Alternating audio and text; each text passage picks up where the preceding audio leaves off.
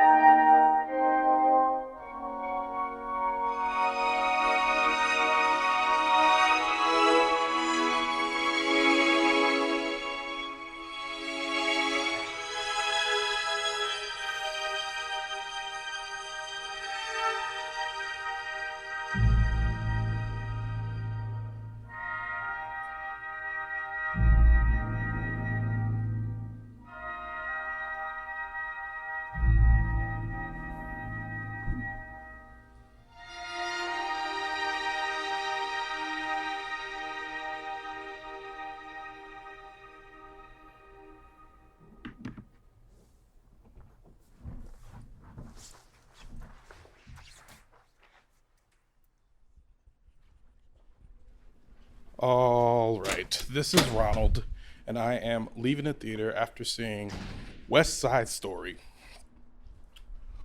West Side Story.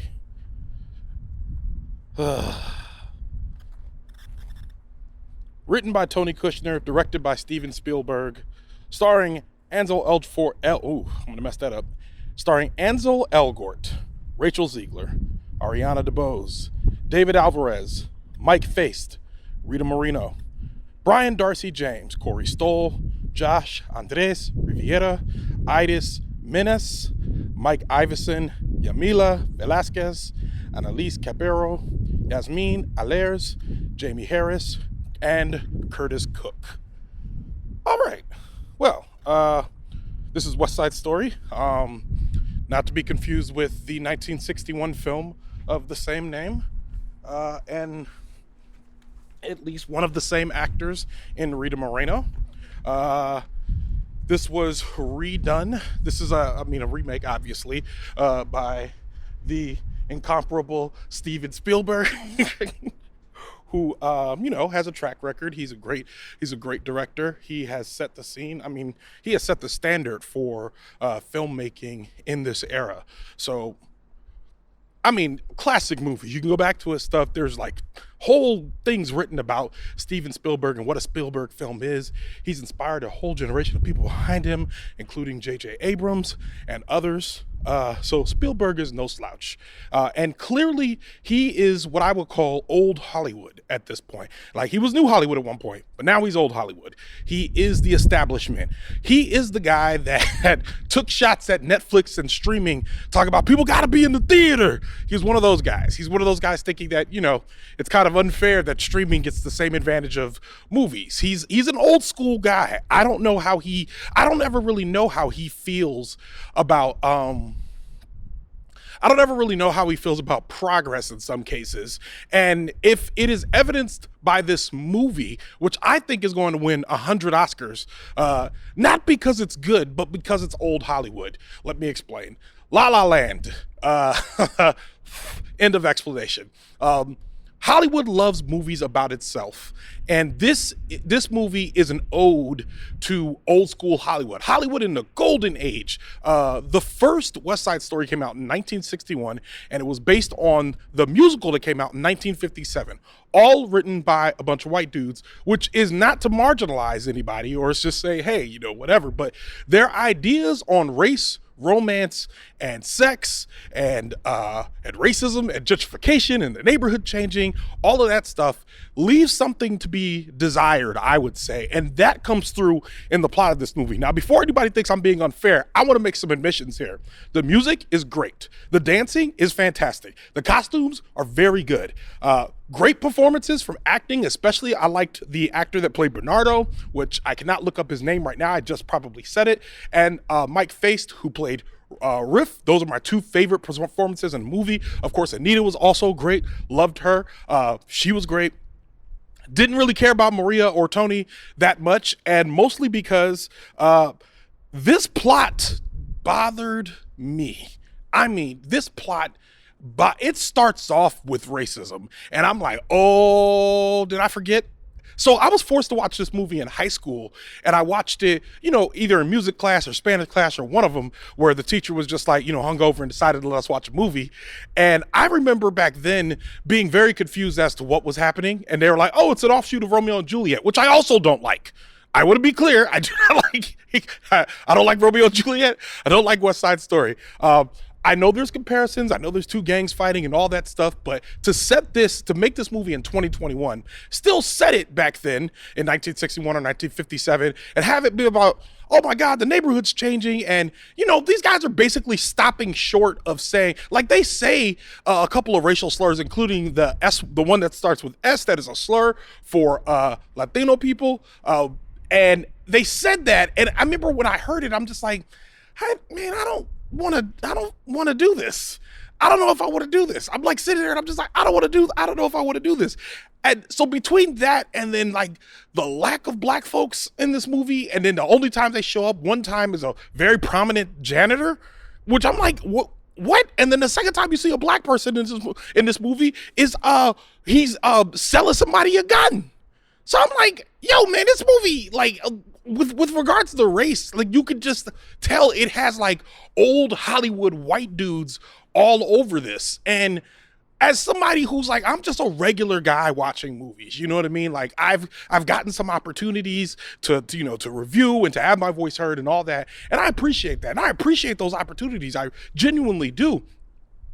But I'm looking at critic reviews of this movie and they're all fantastic. And I don't see anybody critically examining like the glaring problems with the plot in this movie, the short-sightedness, or the fact that there's things that happen in the plot that are just nonsensical.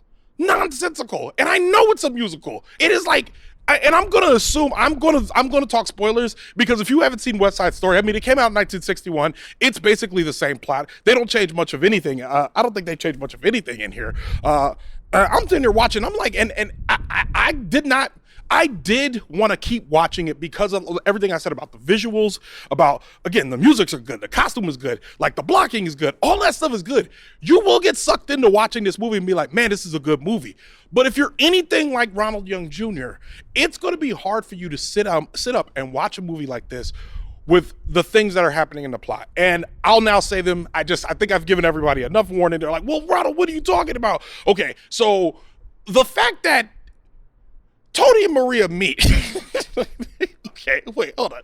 So the first thing is, like, the Jets and the Sharks, they act like they're equivalent gangs, and they're not.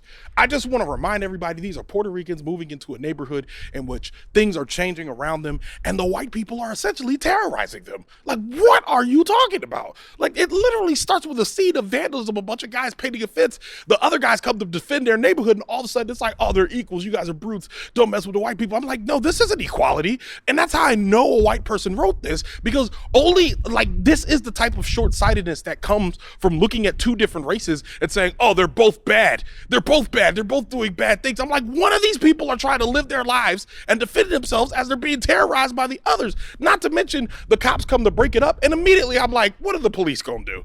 Like, what are the police going to do except be on the side of the Jets? Like, what are we even talking about here? So that bothered me, even though I'm enjoying watching the movie. I'm enjoying the singing, the dancing. I'm enjoying that. I don't really like musicals. That's the one part. The second part is Tony and Maria meeting, which, of course, they fall in love at first sight, which is okay with me at first, except for the fact that Tony's all of a sudden, oh man, I love her, all that stuff. And then you find out that Tony basically pulled Mark Wahlberg and like racially assaulted a dude and was in jail for a year for almost killing a dude. That would be a hate crime in 2021. And they're just like, yeah, he almost killed a dude, but he went to jail and now he feels better. I'm like, what changed him in jail? Jail is the most racist place on earth. There's no way in the world he went to jail for a year or prison for a year, came back and was like, nah, I'm not. And saw his neighborhood changing, and then all of a sudden it's like, nah, you know what?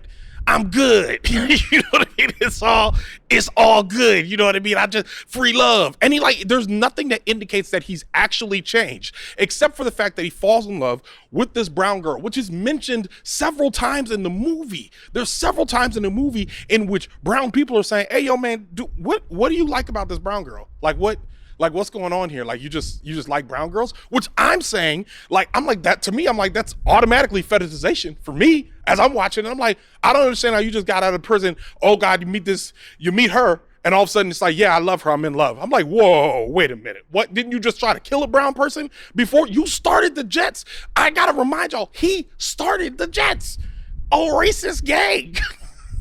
Which, like, come on. Like, the Sharks, the thing that gets me is like the Sharks really only exist as a defense against the Jets. That's it.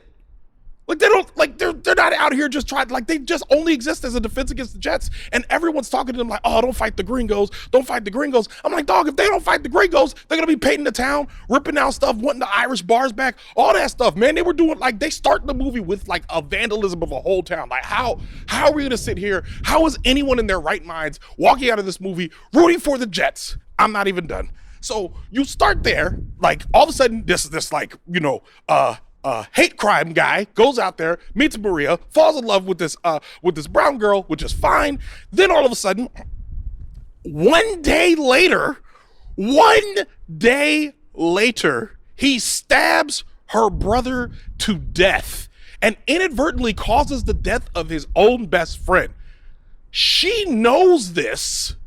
And he shows up to her house to say, I'm about to turn myself into the cops, but before I go, I wanted to see you. She's like, no, if you leave, the worst thing you could do is if you leave me. And then they sleep together. What? Who wrote this? Who wrote this? Are y'all serious? Like, I feel like y'all been keeping this away from me for like years. Maybe I didn't notice this as a kid. I'm like, yo, he killed your brother. He killed your brother. He killed your brother. Like, you don't love him. You met him last night. Are you serious? Like, no. And you're going to get an Oscar for this? Like, what? What lecherous scumbag wrote this? Like, what are we talking about here?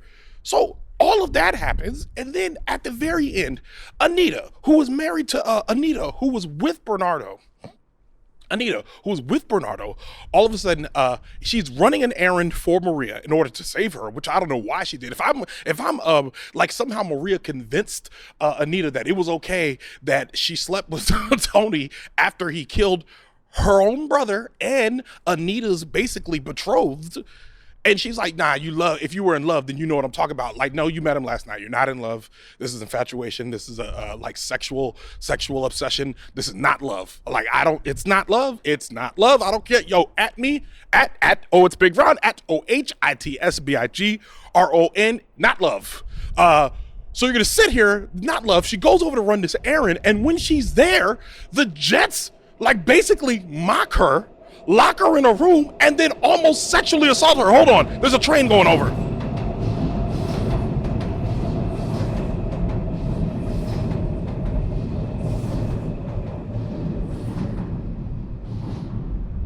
Now, obviously, this movie is PG-13. So, and I apologize for anyone I should have said trigger warning before I got into that. But like, again, they almost show this. I mean, this almost happens. And I remember thinking, like, what are we, what? Why? Yeah, so I can't say this isn't a good movie because I couldn't stop watching it. I was very compelling, all of that. I'll probably watch it again. I will be upset, and I want everyone who hears this to not, I don't want anybody, there's really no argument here for anybody to come back to me and say, oh, well, Ronald, you gotta understand, you know, I'm like, come on, man. Like at some point, y'all gotta like look at movies and be like, this plot is nonsensical. Okay, the costumes are nice, I liked it, but this plot doesn't make sense. Like, you gotta be able to critically analyze the stuff, say, I don't know about that. Maybe not in 2021. And I'm saying watching this in 2021, it didn't make me feel good in some ways. Like, when they were singing and dancing and having a good time, it was cool. And it is grittier and all that and darker than the original. That's cool. And yes, Steven Spielberg knows how to make a movie. That's cool. Yeah, he might get an Oscar for this. Like, I get all that, but like, I just want there at least to be a conversation where they say, hey man, you know, maybe we should have updated the plot a little bit for 2021. You know, maybe, I don't know, maybe, you know, some of this stuff we don't do. Like, I just feel like they always have all these redemptions for all these characters. And then when somebody rightfully kills Tony, he deserved to die. When someone rightfully kills Tony, the only person that receives any real punishment is a brown person. And I'm like, if anything, he should be a hero. He finally stopped all the killing. And then all of a sudden, somehow the death of Tony is what brings the Jets and the Sharks together. And the death of Bernardo and the death of Bernardo and Riff didn't. Like, are you kidding me? Tony caused all this. Y'all were at that Rumble. Y'all didn't see how that went down? Like, Tony, like, being meddling and doing his dumb stuff was in the way. Man, you gonna fight? You just met her last night, dog. What are you talking about? Now, I don't want to hear y'all send me a bunch of Shakespeare. I don't want to hear y'all like, oh, just Romeo and Juliet, man. You got to read the classics. I don't want to hear any of that. I think classics are garbage. I think some of those plot points are trash. I think, like, if you're gonna have this loose sense of romance with this twisted sense of morality, like, I'm not here for it. So it's 3 of 5 stars. It is a 3-star movie. It's probably going to win every Oscar. And I want to make sure y'all heard me say it. It probably will win every Oscar. I won't be happy about it. Y'all can hit me up. I hate it like I hate potlucks. Y'all can hit me up. Whatever. I get it. All I'm saying is, like, I think we got to critically analyze things like this and at least say, hey, I mean, is this what we needed to do in 2021? Is Spielberg, old Hollywood, the one to do this movie again? Like, what's going on here? And even though Rita Moreno was the executive producer, I have to remind you, she is also old Hollywood, which, I mean, respectfully, I have a lot of respect for Rita Moreno. I think she did a great job in this movie too. I love seeing her on screen, but there's a lot about this where I'm just like, man, oh, come on, man. Like, I don't know, man. I hope Gen Z and the millennials have my back on this one. Like, there's no way in the world you walk into this movie and like, ugh, mom and dad, y'all, this is what we banging with. You know what I mean? So yeah. Yeah, guys, I'm sorry. I snapped a little bit on this one, but with that, Leaving the Theater is a production of Oh It's Big Ron Studios. Theme music by the mysterious Breakmaster Cylinder. To find out more about this show and other Oh It's Big Ron Studios shows, follow me on Twitter and Instagram at Oh It's Big Ron. That's at ohitsBigron. If you like this show, I host another show on the Pushkin Industries podcast network called Solvable. Check that out wherever you listen. Leaving the Theater will be back soon. Thanks for listening. Thanks for being patient with me. I know I went off on this one, but thanks for listening. I appreciate y'all.